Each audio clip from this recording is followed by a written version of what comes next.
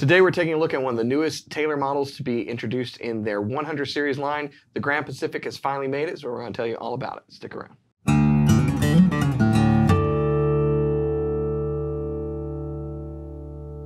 Hey, you're watching Alamo Music TV. My name is Chris McKee. And I'm Cooper Greenberg. We're here with Alamo Music in San Antonio, Texas. You can find us online at alamomusic.com.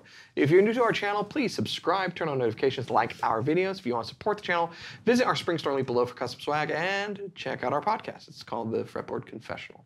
So, the Grand Pacific was introduced a number of years ago, starting initially with some Builder's Edition models. It has since kind of filtered out through the American lineup of Taylor guitars in most of the series, but not all of the series. Yep. And now it has finally made its way to their made in Mexico Tecate-built line of guitars in both the 100 and 200 series. So if you saw, we did a review of the 50th anniversary, which is the 217E. There is a non-50th anniversary version of that guitar. And today we wanted to bring you the slightly more affordable 117E that's in the 100 series. Yeah.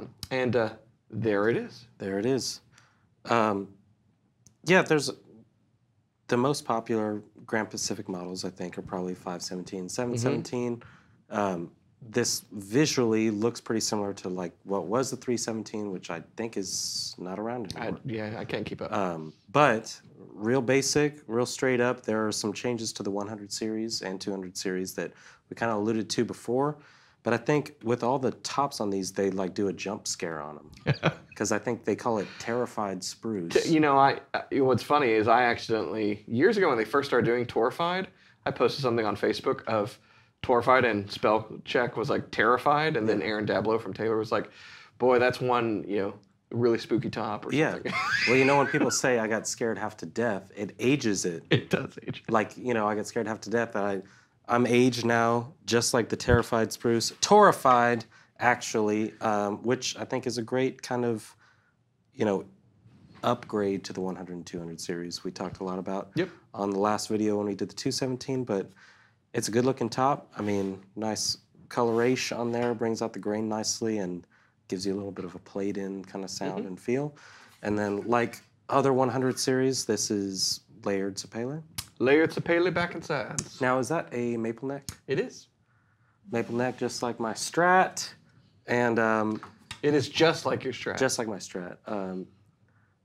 Is that ebony or is that eucalyptus? So that's a good question. It looks ebony-ish. Yeah. The specifications appear to still be getting filled out on the Taylor website as of today.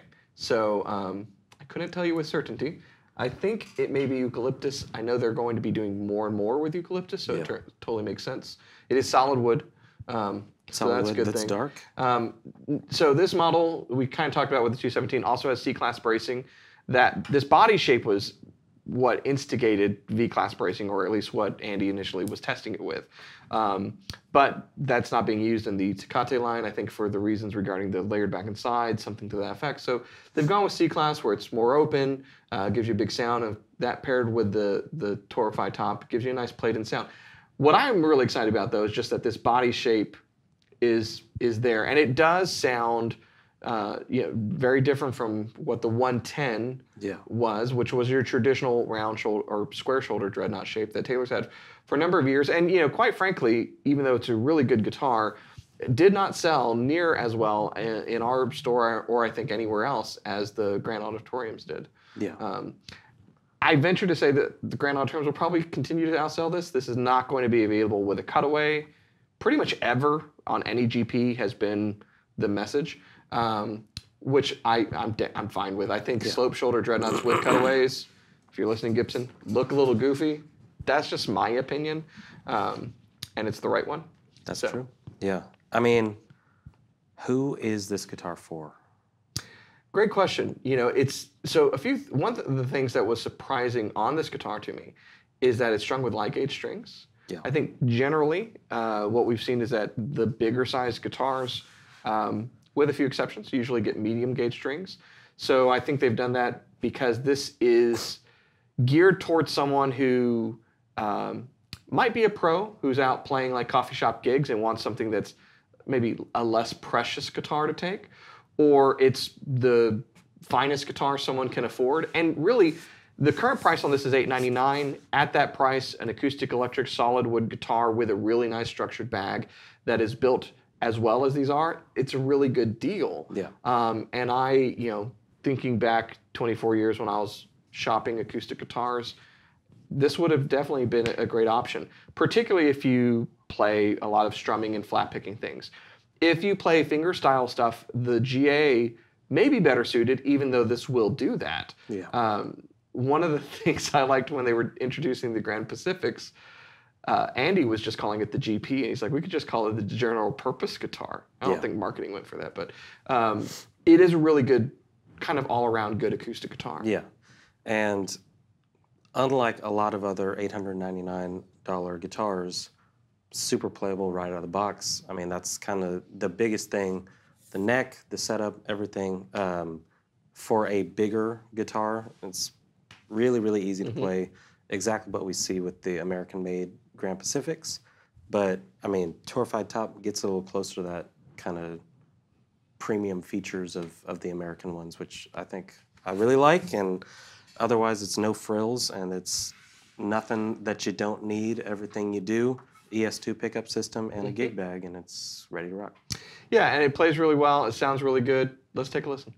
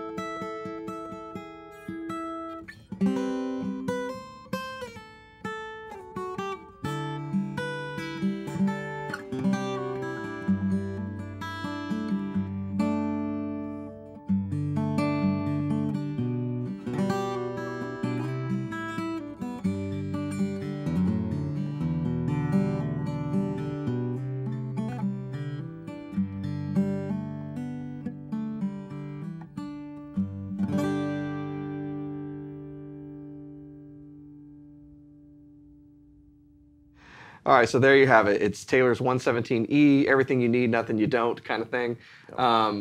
You know, one of the things that I've said about everything that Taylor makes in Tecate is this. Their attention to detail and quality isn't lessened because it's not made in their El Cajon, USA facility. And you're getting the same pickup system that's in a much more expensive guitar. And so there is a huge amount of value associated with these guitars. You know, you own a GS Mini, I own a GS Mini. I never pick that up and go, oh, this isn't as well made as my other guitars. They're just really well put together. And so I think, you know, at the price, it's just a huge value and a really good instrument. Yeah, ready to go for anybody that's playing gigs, songwriting at home, just jamming. If you prefer a dreadnought or kind of just a larger style guitar, it's great. And if you have been looking at a 114 CE, worth it to try this one side by side because you might dig the sound. It's a little bit different, a little bit different feel with the body. And I think there's more and more people that, you know, everybody wanted like a real small guitar there for a bit. And I think there's kind of this, there's a return to like a classic big old dreadnought that I've seen a lot of people come into the store wanting something a little bit bigger, a little more old school style. This body style sort of aligns with the Andy Powers, California singer-songwriter, Laurel Canyon kind of thing. And so pretty cool, you know, to be able to get this shape and look in the 100 series. And the great thing about this body shape coming to the Mexico line is if this is, you know, great but too plain for you, well, they've got a 217E Plus, you know, and I'm sure there'll be some deluxe models and other things coming at some point. So, yeah, you can get it, you know, kind of what you see is what you get, and you know everything you need and nothing you don't. And you can get fancier stuff, and if you need to go fancier, well, the US line's still there.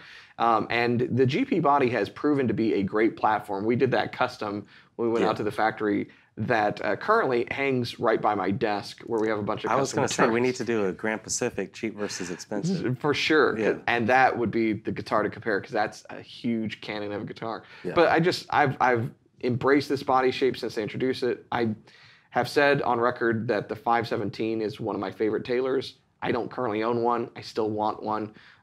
So yeah, great guitar, great price, great value. If you want more information, you're going to want to go to alamomusic.com where you can check out the 117. You can check out the 217 50th Anniversary Plus. You can look at a 517 Builder's Edition with an Adirondack top that we have guitar. A total kind of random one off in the store, or you can look at our very cool Adirondack and Honduran bad boy. But yeah, anything Grand Pacific, it's worth looking at the differences and back and sides woods and price ranges because they've really opened it up to where you can get a lot of different options. So even if you're on the Atlantic, you can get the Grand Pacific. So Grand Atlantic. there you go. If you're new to our channel and you like guitar stuff, make sure that you do the things that I said at the very beginning if you weren't listening, which is subscribe, turn on notifications, like our videos, keep coming back for more, and let us know in this video what you think of the new stuff that Taylor's introducing. We'll see you next time.